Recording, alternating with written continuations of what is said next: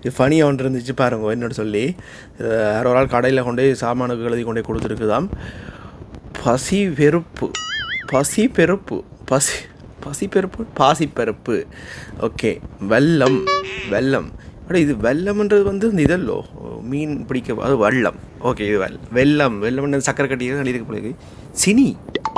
அட நாங்கள் பேசுவோம் சரியா, சினி நாயேன்னு சொல்லி அந்த மாதிரி சினி உதறியல் இது சினி. கசமுசா என்ன சாப்பாட்டை எப்படி எழுதியிருப்பாங்க? கசமுசா கசமுசாண்டு வாங்குற கசகசா கசகசா ரூபாய் 10. கசகசா கசமுசான்னு சொல்லி எனக்கு ஒன்றும் தெரியாது. துரம் பெருப்பு துவரம் பருப்பு.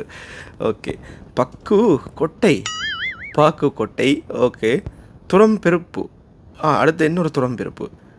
இப்படியெல்லாம் நான் எந்த கடைக்காரன் கொண்டு எழுதி கொடுத்துருந்தேன்னு சொன்னால் தூசண தலைபேசி கலைச்சிருக்கு வந்தால் என்ன போட்டிருக்காங்க, கொரோனா 10வது பாஸ் பண்ணினவரா நீ. அது யாரோ சின்ன பிள்ளை இந்த மாதிரி தான் கிடக்குது.